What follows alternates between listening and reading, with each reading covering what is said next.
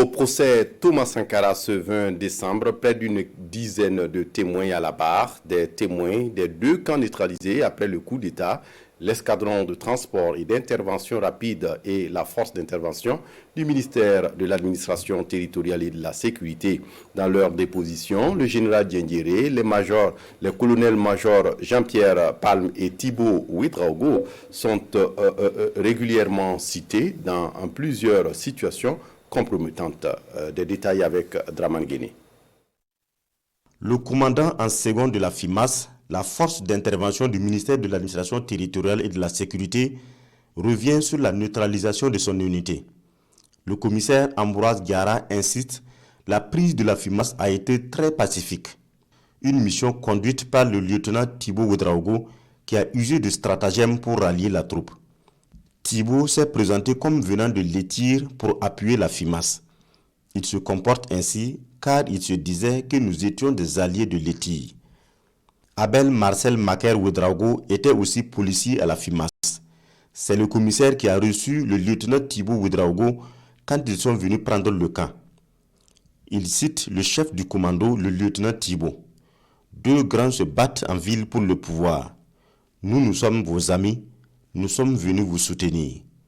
Si vous rencontrez Vincent Sigué, il faut l'abattre. En réalité, Sigué était le commandant de la FIMAS. Dès lors, le doute s'installe, mais difficile de réagir. La FIMAS rentre dans les rangs et mieux assiste le Sénèque à faire des patrouilles. Le terrain est conquis, s'engage ainsi un défilé d'officiers à la FIMAS. Général Diendéré, colonel-major Jean-Pierre Palme. À la confrontation, ce dernier conteste malgré la confirmation de plusieurs autres témoins attestant l'avoir reçu au camp. Mamadou Sanou, lui, était membre du commando expédié à la FIMAS. Contrairement à ce que Thibault Ouedraogo, le chef de mission, soutient, le sergent-chef est on ne peut plus clair. Nous étions 3 groupes combattants. Nous étions allés pour engager un vrai combat, mais la situation d'en face ne présentait aucune menace. Alors, il n'y a pas eu de tir. Kouka Mané, lui, était du Sénèque à Pau. Dès que le coup est consommé, le rassemblement est sonné à Pau. Le message de Alain Bonkian était bref et sans équivoque. Il y a guerre à Ouaga, vous irez défendre vos éléments du conseil. Le convoi se met en route. Arrivé, Kouka est désemparé. On est venu de Pau pour la guerre, mais nous n'avions pas trouvé de guerre. L'autre unité ennemie à neutraliser était l'Étire, l'escadron de transport et d'intervention rapide. L'escadron créé pour intervenir n'a pas pu répondre. Au contraire, l'intervention était menée contre lui. Son chef de corps, Michel Kouama, a été vite neutralisé par un de ses propres éléments, Gaspard Sommet. À Céphale, l'Étire ne pourra pas donner suite à l'appel du BIA de Koudougou pour la résistance. Le colonel-major Mounifine Traoré tente de dissuader les officiers d'aller en rébellion, mais il n'a pas pu convaincre l'adjoint du chef de corps, Élisée Sanogo.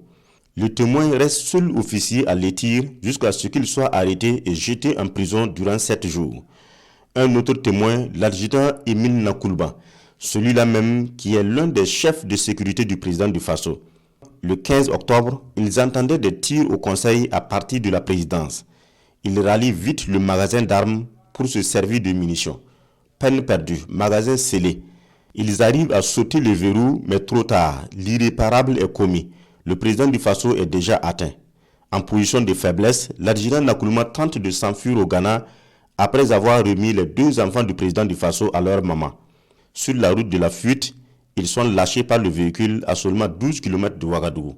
Il revient à Ouagadougou et tard après, le général Diendéré le fait appel et lui confie la mission de repartir à la présidence, renforcer le moral de la troupe.